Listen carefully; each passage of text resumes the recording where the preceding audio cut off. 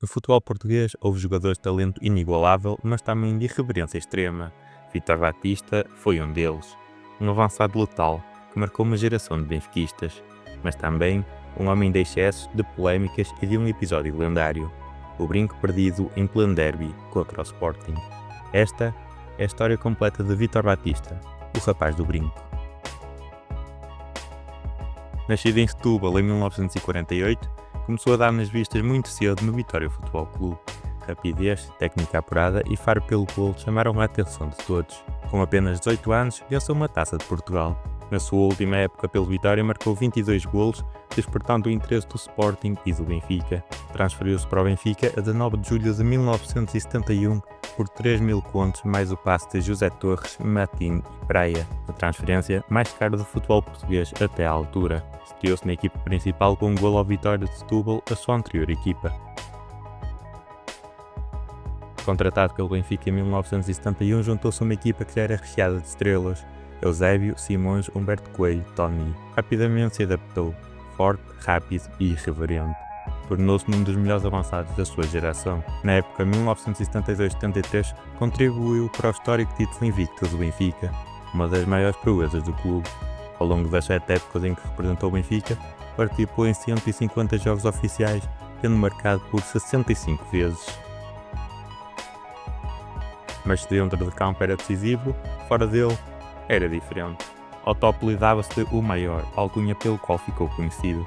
A excentricidade era marca pessoal. Gostava de se destacar, tinha fama de vaidoso e adorava mostrar-se. Tony e Simões garantem que Vítor tinha um ego incontrolável, que jogava e falava como os melhores, e que julgava estar a um passo de ser o segundo Eusébio. Vítor Batista comprou um Jaguar e equipou-o como motorista para o guiar de Setúbal a Lisboa. Vítor também usava sandálias de tacão alto, jeans rasgados, camisas abertas, cabelo e barba compridas, quando todos os outros vestiam fato e gravata. A certa altura, começou a usar um brinco de diamante, algo absolutamente inédito e usado para a época.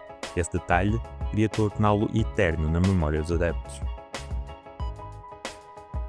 1976, derby na Luz. Benfica e Sporting frente a frente.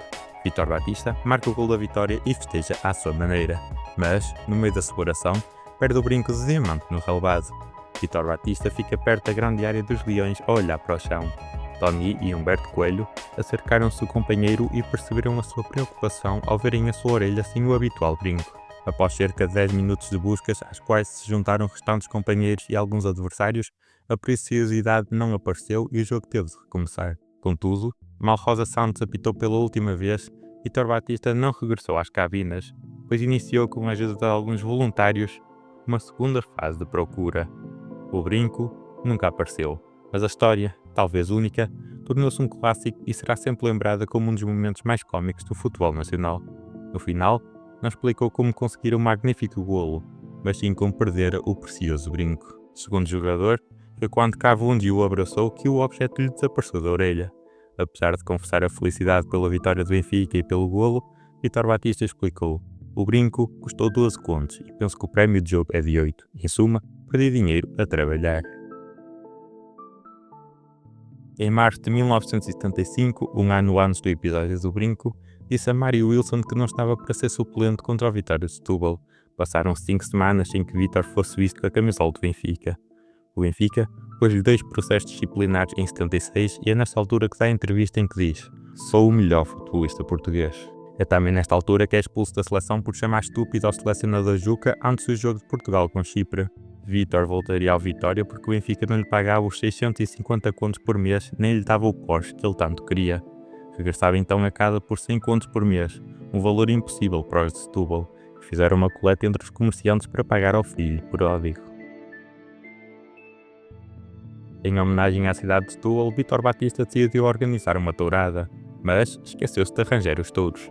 Ainda em Setúbal, Vítor desbaratou o dinheiro numa quinta no Faralhão, em vivendas. Espatifou um Jaguar, pagou bebidas para ele e para os amigos e abriu restaurantes que deram para o torto porque contas não eram com ele. Confiava a gestão a amigos de ocasião enquanto se entregava ao jogo e às apostas. A família ficou sempre fora deste círculo. Jimmy Hagan, treinador que o apanhara no Benfica e que agora o treinava em Setúbal, atirou-lhe uma bola à cara após um desentendimento. Vítor Batista foi buscar uma pedra e ameaçou o treinador. Vítor também esteve envolvido em polémicas envolvendo origens de e prostituição.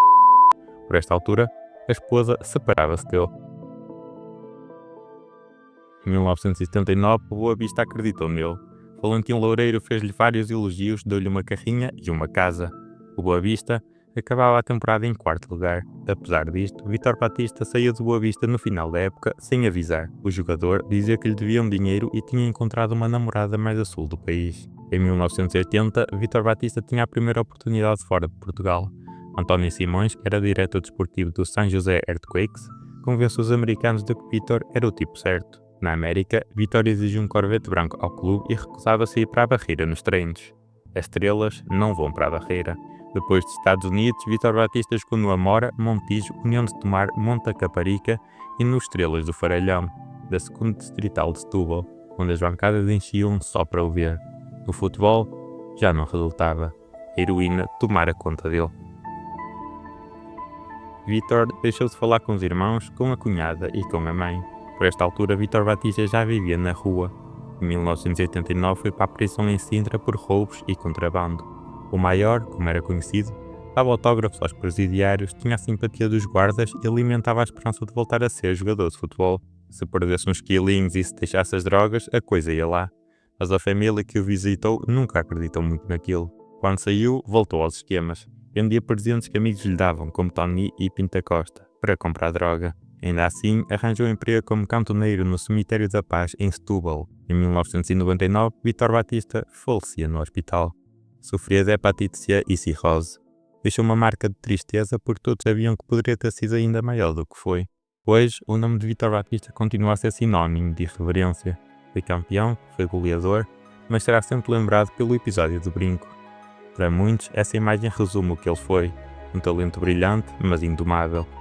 O brinco nunca foi encontrado, mas a sua história ficou para sempre na memória de Benfica. Vítor Batista foi muito mais do que o rapaz do brinco. Foi um craque dentro de campo, mas também um símbolo de como o talento sem disciplina pode perder-se. No entanto, para quem o viu jogar, ficará sempre a lembrança de um avançado genial, capaz de decidir jogos e de encantar plateias. E no fim, talvez seja isso que o torne eterno. Um jogador que nunca deixou ninguém indiferente.